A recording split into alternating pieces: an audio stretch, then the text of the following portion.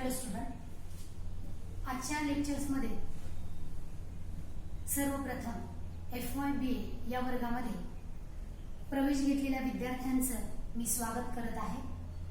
त्याचबरोबर अर्थशास्त्र हा विषय घेतल्याबद्दल अर्थशास्त्र विभागामार्फत मी तुमचं सर्वांचं या ठिकाणी स्वागत करते। मागच्या लेक्चरमध्ये तुम्ही अभ्यासलेलं आहे किंवा मागच्या लेक्चरमध्ये तुम्ही इकॉनॉमिक्स मध्ये जो काही विषय आहे तर त्याचा सिलेबस या ठिकाणी अभ्यासलेला आहे।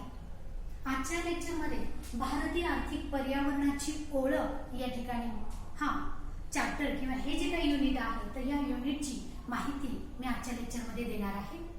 आता बघा, भारतीय आर्थिक पर्यावरण याची ओळख हे युनिटचं नाव आहे। याला इंडियन इकॉनॉमी एन्व्हायरमेंट असं म्हटलं जातं आणि त्याचं इंट्रोडक्शन। ओके, आता सर्वप्रथम तुम्हा सगळ्या विद्यार्थ्यांना माहिती आहे की अर्थशास्त्र आणि पर्यावरण। ओके, आता अर्थशास्त्र म्हणजे काय हे तुम्ही जेव्हा अभ्यासलेलं आहे किंवा जी काही माहिती तुम्हाला आहे 12वीच्या मध्ये, तर अर्थशास्त्रामध्ये आर्थिक वर्तणुकीचा अभ्यास हा अर्थशास्त्रामध्ये केला जातो। परंतु फर्स्ट इयरला FY BA ला तुम्हाला जो विषय आहे त्या विषयाचंच नाव आहे भारतीय आर्थिक पर्यावरण। या आर्थिक पर्यावरणामध्ये अर्थशास्त्र आणि पर्यावरण या घटकांचा मेळ कसा घातला जातो, त्याचा अभ्यास कसा केला जातो याविषयीची माहिती या टॉपिक मध्ये दिलेली आहे। आता अर्थशास्त्र म्हणजेच काय की सर्वसाधारणपणे असंही म्हटलं जातं की मानवाच्या आर्थिक वर्तणुकीचा अभ्यास ज्याच्यामध्ये केला जात असतो त्याला अर्थशास्त्र असं म्हटलं जातं।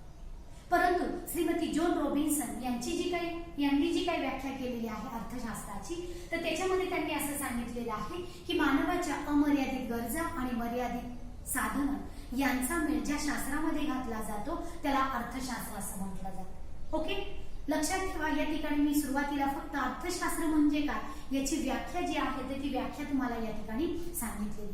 का? कारण तुम्हाला माहिती आहे की अर्थशास्त्र जे आहे तर त्या अर्थशास्त्रामध्ये आपल्याला आर्थिक पर्यावरणाचा आपल्याला या ठिकाणी ओळख किंवा माहिती जी आहे ती माहिती या ठिकाणी करून घ्यायची आहे। आता बघा, या ठिकाणी आर्थिक याचा अर्थ तुम्ही आता पाहिलेला आहे। आता पर्यावरण म्हणजे काय की सर्वसाधारणपणे सृष्टी असेल, निसर्ग असेल तर त्याला आपण सर्वसाधारणपणे पर्यावरण असं म्हटलं जात असतं। परंतु या ठिकाणी आर्थिक पर्यावरणाचा विचार करत असताना मात्र तो थोड्याशा वेगळ्या दृष्टिकोनातून आर्थिक पर्यावरणाचा अभ्यास या ठिकाणी केला जात असतो। आता बघा, आर्थिक पर्यावरणाची व्याख्या जर पाहिली तर त्या व्याख्येवरनं तुम्हाला आर्थिक पर्यावरण म्हणजे काय याची अधिक व्यापक दृष्टिकोनातून संकल्पना किंवा माहिती ही स्पष्ट होत असते। आता आर्थिक पर्यावरणाची जी काही व्याख्या आहे तर त्यामध्ये आर्थिक व्यवहारामध्ये सहभागी होणारे सर्व आर्थिक घटक की ज्या आर्थिक स्थितीत किंवा वातावरणात ते कार्य करतात त्याला आर्थिक पर्यावरण असं म्हटलं जात असते। ओके, आता इथे पर्यावरणातील विविध जे काही घटक आहेत तर त्या विविध घटकांचा विचार करत असताना आर्थिक दृष्टिकोनातून त्याचा विचार या ठिकाणी केला जात असतो। आता बघा, आर्थिक व्यवहारामध्ये तुम्हाला माहिती आहे की या ठिकाणी मानवाचा आर्थिक वर्तणूक विचारात घेतली तर व्यक्ती ज्या ज्या प्रकारच्या वस्तू आणि सेवा खरेदी विक्री करत असतात त्या सगळ्या व्यवहारांचा विचार या ठिकाणी केला जातो। आता या आर्थिक व्यवहारामध्ये आर्थिक जे जे काही घटक आहे तर ते जे घटक आहे तर त्या घटकांचा आर्थिक स्थितीत किंवा वातावरणामध्ये कार्य जे काही करत असतात त्याला आर्थिक पर्यावरण असं म्हटलं जात असतं। थोडक्यात काय की आर्थिक पर्यावरण म्हणजे काय की आर्थिक ज्या काही क्रिया आहेत तर त्या आर्थिक क्रियांचा विचार किंवा अभ्यास या घटकांमध्ये केला जात असतो, म्हणजे आर्थिक पर्यावरणामध्ये केला जात असतो। आता या ठिकाणी आपण पाहतो की सर्वसाधारणपणे अर्थव्यवस्थेमध्ये वेगवेगळ्या प्रकारचे घटक असतात, तर त्या वेगवेगळ्या घटकांचा आर्थिक दृष्टिकोनातून अभ्यास आर्थिक पर्यावरणामध्ये केला जात असतो। आर्थिक जे काही पर्यावरण आहे तर त्या पर्यावरणाचा विचार करत असताना सर्वसाधारणपणे आपण विविध जे काही घटक आहेत तर त्या विविध घटकांचा विचार या ठिकाणी करत असतो। अर्थव्यवस्था जी आहे तर ती अर्थव्यवस्था विविध घटकांनी मिळून बनलेली आहे। आजच्या लेक्चरमध्ये तुम्हाला भारतीय अर्थव्यवस्थेपुढची आव्हाने या ठिकाणी पाहायची आहे। ओके, सुरुवातीला मी तुम्हाला प्रस्तावना त्याचबरोबर आर्थिक पर्यावरणाची व्याख्या जी काही आहे तर ती व्याख्या या ठिकाणी सांगितलेली आहे। म्हणजे अर्थशास्त्रामधले जे काही विविध घटक आहेत तर त्या विविध घटकांचा आर्थिक पर्यावरणाच्या दृष्टिकोनातून विचार केला जातो आणि त्याचा अभ्यास हा यामध्ये केला जात असतो, म्हणून आर्थिक पर्यावरण असं म्हणत असतो। आता भारताची अर्थव्यवस्था मिश्र स्वरूपाची आहे हे तुम्हाला माहिती आहे। आता ही जी काय अर्थव्यवस्था आहे तर ही अर्थव्यवस्था वेगवेगळ्या घटकांनी मिळून बनलेली असते। आणि या घटकांमध्ये सर्वसाधारणपणे विविध भूमी असेल, श्रम असेल, भांडवल असेल, विविध उद्योग क्षेत्र असतील, व्यावसायिक क्षेत्र असतील, तर या सगळ्या क्षेत्रांनी मिळून सर्वसाधारणपणे अर्थव्यवस्था जी आहे तर ती अर्थव्यवस्था या ठिकाणी बनलेली आहे. भारतीय अर्थव्यवस्था जी आहे तर त्या अर्थव्यवस्थेपुढे वेगवेगळ्या प्रकारचे आव्हानं या ठिकाणी पाहायचे. आता भारताची अर्थव्यवस्था म्हटल्यानंतर याच्या पुढे अनेक आव्हानं आहेत. त्या सगळ्याच आव्हानांचा अभ्यास या ठिकाणी आपल्याला करायचा नाही. आजच्या लेक्चरमध्ये फक्त महत्वाचं नैसर्गिक संसाधन या महत्वाच्या घटकाचा विचार या ठिकाणी केला जाणार आहे आणि त्यामधून कोणकोणत्या प्रकारचे आव्हाने हे निर्माण होतात हे पाहायचं आहे. आता सुरुवातीला जी काही आव्हानं पाहायची आहेत तर त्यामध्ये नैसर्गिक संसाधन म्हणजेच निसर्गामध्ये जी काही उपलब्ध नैसर्गिक साधन संपत्ती आहे तर त्या उपलब्ध नैसर्गिक साधन संपत्तीच्या पुढे सध्याच्या अर्थव्यवस्थेमध्ये कोणकोणत्या प्रकारची आव्हानं आहेत, समस्या आहेत, तर त्या समस्यांचा किंवा आव्हानांचा विचार या ठिकाणी करायचा आहे. यामध्ये सगळ्यात महत्वाचं नैसर्गिक संसाधन, याला नॅचरल रिसोर्सेस असं म्हटलं जातं. ओके, आता नॅचरल रिसोर्सेस नैसर्गिक संसाधन. नैसर्गिक संसाधनाची व्याख्या पाहिल्यानंतर तुमच्या लक्षात येईल इथेही सांगितलेलं आहे की निसर्गामधून उपलब्ध होणाऱ्या व उत्पादन प्रक्रियेमध्ये उपयुक्त भूमिका बजावणाऱ्या नैसर्गिक घटकांना नैसर्गिक संसाधने असं म्हटलं जातं. म्हणजे जी जी काही नैसर्गिक साधन संपत्ती किंवा जे जे काही घटक निसर्गाकडनं उपलब्ध होत असतात तर त्या नैसर्गिक घटकांचा विचार या ठिकाणी केला जातो. जसं तुम्हाला माहिती आहे जमीन असेल, हवा असेल, पाणी असेल, खनिज संपत्ती असेल, वनसंपत्ती असेल, तर ही विविध जी काही घटक आहेत किंवा सर्वसाधारणपणे निसर्गामधून उपलब्ध होणारी जी काही घटक आहेत तर त्या घटकांचा विचार या ठिकाणी केला जातो आणि हे जे काही घटक आहेत तर हे घटक उत्पादन प्रक्रियेमध्ये उपयुक्त भूमिका या ठिकाणी बजावत असतात.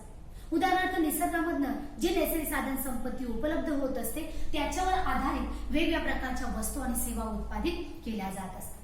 उदाहरणार्थ शेतीमध्ये एखादं उत्पादन जे काही तयार होत असतं तर ते उत्पादन बाजारामध्ये विकलं जात असतं आणि त्याच्या आधारावर वेगवेगळ्या प्रकारच्या वस्तू आणि सेवा उत्पादित केल्या जात असतात. त्याचबरोबर वेगवेगळे जे काही उद्योग आहेत तर त्या उद्योगांसाठी आवश्यक असणारा कच्चा माल जो काही आहे तर तो कच्चा माल नैसर्गिक संसाधनांमधनं आपल्याला उपलब्ध होत असतो.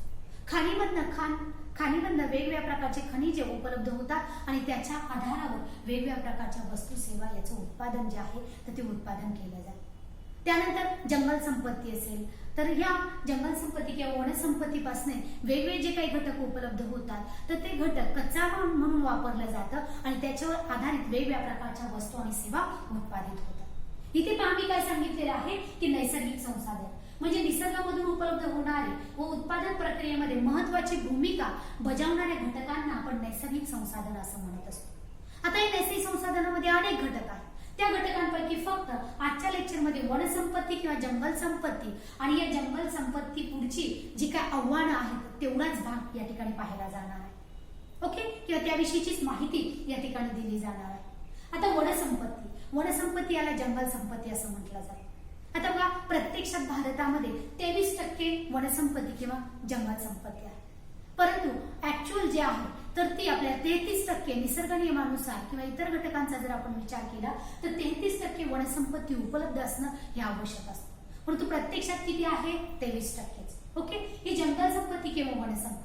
आता तुम्हाला वनसंपत्ती किंवा जंगल संपत्तीचे फायदे काय किंवा जंगल संपत्ती बद्दलची जी काही माहिती आहे तर ती बरीचशी माहिती या ठिकाणी तुम्ही जिओग्राफीमध्ये अभ्यासलेली आहे. 5वी पासून तुम्ही या वनसंपत्ती बद्दल माहिती या ठिकाणी अभ्यासलेली आहे. आता वनांपासून वेगवेगळ्या प्रकारचे जे काही फायदे होतात तर ते फायदे काय आहेत ते तुम्हाला माहिती आहे की वनांपासून नैसर्गिक किंवा औषधी जी काही वनस्पती आहे तर ती वनस्पती या ठिकाणी उपलब्ध होत असतात आणि जंगलांचं प्रमाण अधिक असेल तर तुम्हाला माहिती आहे सर्वसाधारणपणे त्याचा उपयोग हा मानवाला मोठ्या प्रमाणात होत असतो. त्याविषयीची माहिती ही तुम्हाला सगळ्यांना आहे. म्हणजे वनसंपत्ती किंवा जंगल संपत्तीचं महत्व या ठिकाणी तुम्हाला माहिती आहे. आता या महत्वांमध्ये आपण पाहतो की सर्वसाधारणपणे पावसाचं प्रमाण किंवा पर्यावरणाचा समतोल राखायचा असेल तर जंगल संपत्ती वनसंपत्ती अत्यंत महत्वाची आहे. ओके, आता ही जी काही वनसंपत्ती आहे तर या वनसंपत्ती पुढे वेगवेगळ्या प्रकारच्या आव्हानांचाच विचार या ठिकाणी तुम्हाला करायचा आहे. आता जंगल संपत्तीचा विचार करत असताना त्याच्या पुढची जी काही महत्वाची आव्हानं आहेत की त्या आव्हानांमध्ये सगळ्यात महत्वाचं जंगलांमधील वनवे.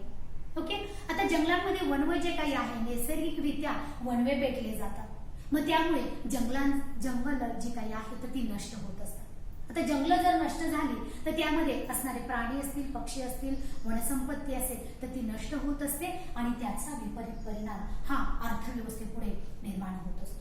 म्हणजे सगळ्यात महत्वाचं, अर्थव्यवस्थेमध्ये विविध जे काही क्षेत्र आहेत तर त्या विविध क्षेत्रांसाठी आवश्यक असणारे घटक किंवा मानवाला आवश्यक असणारा जे काही घटक आहेत तर ते घटक उपलब्ध होत नाही. म्हणून जंगलांमध्ये जे काही वणवे पेटले जातात तर त्याचं योग्य रीतीने नियंत्रण करणं, नियोजन करणं आवश्यक आहे आणि शासन त्या प्रकारच्या वेगवेगळ्या प्रकारच्या उपाययोजना या ठिकाणी करत असते. म्हणजे सगळ्यात महत्वाचं, भारतीय अर्थव्यवस्थेपुढे वनसंपत्तीमधलं सगळ्यात महत्वाचं आव्हान जे काही आहे तर ते म्हणजे जंगलांमधील वणवे होय. दुसरा महत्वाचा जो घटक आहे तो म्हणजे अतिक्रमणाचा प्रश्न. ओके, आता अतिक्रमण, जसजशी लोकसंख्या वाढत आहे तसतसं तुम्हाला माहितीये की सर्वसाधारणपणे लोकसंख्या वाढल्यामुळे राहण्याच्या जागेचा जो काही प्रश्न आहे तो राहण्याचा जागेचा प्रश्न या ठिकाणी निर्माण होत असतो. मग तो प्रश्न सोडवण्यासाठी जंगलांची मोठ्या प्रमाणात कटाई केली जाते किंवा वृक्षतोड केली जाते आणि तिथे सर्वसाधारणपणे मानव वास्तव्यासाठी वस्ती किंवा मानवाच्या राहण्यासाठी जागा उपलब्ध करून दिली जाते. ओके, आता या अतिक्रमणामुळे जंगलतोड मोठ्या प्रमाणात होते. म्हणून तर आपण असं म्हणतो की जंगलांचं प्रमाण हे कमी झालेलं आहे किंवा जंगलं हे तोडली जातात आणि सिमेंटची जंगलं या ठिकाणी उभारली जातात. मग त्याचा विपरीत परिणाम काय होतो हे तुम्हाला माहिती आहे. ऑक्सिजन आहे किंवा हवेतील प्रदूषणाचं जे काय प्रमाण आहे तर ते प्रदूषणाचं प्रमाण जे आहे तर ते कमी झालेलं आहे. म्हणजे अतिक्रमणाचा प्रश्न हा महत्वाचा प्रश्न आहे. पुढचा महत्वाचा घटक म्हणजेच कमी होणारे जंगलांचं प्रमाण. आत्ताच आपण पाहिलेलं आहे की लोकसंख्या जसजशी वाढत आहे तसतशी लोकसंख्येसाठी सर्वसाधारणपणे जागा असेल, त्याचबरोबर वेगवेगळे उद्योग आणि व्यवसाय हे मोठ्या प्रमाणामध्ये विकसित करत असताना किंवा मोठमोठे जे काही प्रकल्प राबवले जातात, रस्ते बांधणी असतील, मोठा हायवे जो आहे तर तो हायवे तयार करत असताना सुद्धा मोठ्या प्रमाणामध्ये जंगल किंवा वृक्षतोड जी काही आहे तर ती वृक्षतोड केली जाते आणि जंगलांचं प्रमाण जे आहे तर ते जंगलांचं प्रमाण हे कमी झालेलं आहे. पुढचा महत्वाचा जो घटक आहे तर तो म्हणजे नैसर्गिक वृक्ष प्रसारण यंत्रणेचा प्रश्न.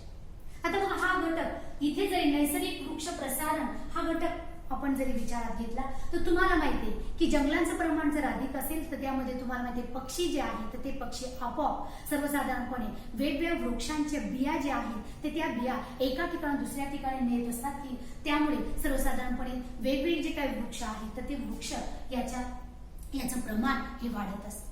परंतु आताच्या कालखंडामध्ये निसर्ग म्हणजे जंगलांचं प्रमाण हे कमी झालेलं असल्यामुळे वृक्ष प्रसारण यंत्रणेचा जो काही प्रश्न आहे तो प्रश्न या ठिकाणी निर्माण झालेला आहे. त्याचबरोबर जंगलांचं प्रमाण कमी झालेलं असल्यामुळे पशु पक्ष्यांचं प्रमाण सुद्धा कमी झाल्याचं किंवा प्राण्यांचे प्रमाण कमी झाल्याचं आपल्याला दिसून येताना हा एक महत्वाचा प्रश्न भारतीय अर्थव्यवस्थेपुढे निर्माण झालेला आहे. पुढचा महत्वाचा जो घटक आहे तर ते जंगल संपत्ती जी आहे तर त्याच्यामध्ये विविध जे काही घटक आहेत तर त्या विविध घटक चोरीला जाण्याचा प्रश्न या ठिकाणी निर्माण होतो. तुम्हाला माहिती की वेगवेगळ्या प्रकारचे सागवानचं लाकूड असेल किंवा इतर जी काही वनौषधी आहे तर ती वनौषधी चोरीला ही जात असते. मग यासाठी हे महत्वाचा प्रश्न भारतीय अर्थव्यवस्थेपुढे पडलेला आहे. मग या भारतीय अर्थव्यवस्थेमध्ये शासन वेगवेगळ्या प्रकारचं नियोजन या ठिकाणी करत असताना त्या प्रकारचे कायदे असतील, त्या प्रकारचं योग्य उपाययोजना ज्या आहेत तर त्या उपाययोजना या केल्या जातात आणि वनसंपत्तीचं संरक्षण या ठिकाणी केलं जात असतं. जसं तुम्हाला माहितीये की वेगवेगळ्या प्रकारचं जंगलांची तोड जी आहे तर ती तोड कमी करण्यासाठी शासनाने वेगवेगळ्या प्रकारचे प्रयत्न या ठिकाणी केलेले आहेत. जंगलामधील पशु पक्षी प्राणी जे आहेत तर त्यांचं संवर्धन हे अत्यंत महत्वाचं आहे. त्यासाठी शासनाकडनं वेगवेगळ्या प्रकारचे कायदे या ठिकाणी केले जातात. त्यानंतर जंगलामधले एखादी महत्वाची वनस्पती जर चोरीला गेलेली असेल किंवा चोरी कोणी करत असेल तर त्यावर कडक कारवाई जी आहे तर ती कारवाई या ठिकाणी केली जात असते. अशा ते वनसंपत्ती जी आहे तर त्या वनसंपत्ती म्हणजे भारतीय अर्थव्यवस्थेपुढचं हे महत्वाचं आव्हान या ठिकाणी आहे.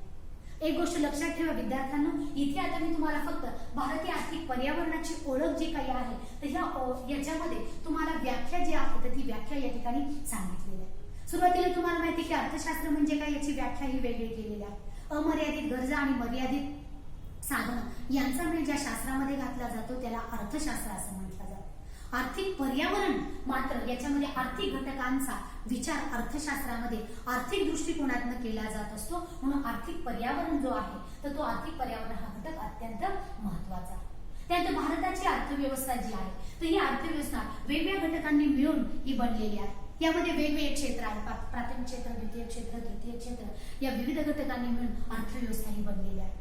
भारताची अर्थव्यवस्था मिश्र स्वरूपाची आहे. या अर्थव्यवस्थेपुढे जे काही आव्हाने आहेत तर त्या आव्हानांचा विचार करत असताना पर्यावरणाच्या दृष्टिकोनातून नैसर्गिक संसाधन हा घटक विचारात घेतलेला आहे. भारतीय अर्थव्यवस्थेपुढे अनेक प्रकारची आव्हानं आहेत, परंतु आजच्या लेक्चरमध्ये नैसर्गिक संसाधन हा घटक फक्त विचारात घेतलेला आहे. या निसर्गामधनं उपलब्ध होणाऱ्या व उत्पादन प्रक्रियेमध्ये महत्वाची भूमिका बजावणाऱ्या घटकांना नैसर्गिक संसाधन असं म्हटलं जातं. आणि या नैसर्गिक संसाधनामध्ये वनसंपत्ती किंवा जंगल संपत्ती जी आहे तर त्या जंगल संपत्ती पुढची वेगळी जी काही आव्हानं आहेत तर ही आव्हानं या ठिकाणी तुम्हाला सांगितलेली आहे आणि त्या घटकांविषयीची माहिती या ठिकाणी दिलेली आहे. आता अर्थव्यवस्थेपुढे ही वेगवेगळ्या प्रकारची आव्हानं जरी निर्माण झालेली असली तरी ती आव्हानं काही प्रमाणामध्ये सोडवण्याचा प्रयत्न शासनाकडनं केला जातो. परंतु सगळ्यात महत्वाचं आर्थिक पर्यावरण जे आहे किंवा पर्यावरणाचं संरक्षण हे प्रत्येक नागरिकाची जबाबदारी आहे.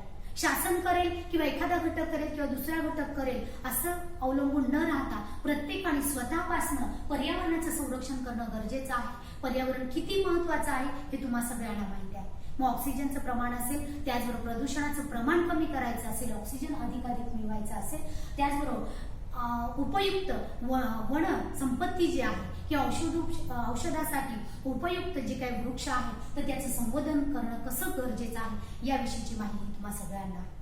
यानंतरच जी काही माहिती आहे तर ती माहिती नंतरच्या लेक्चरमध्ये दिली जाईल. थँक्यू.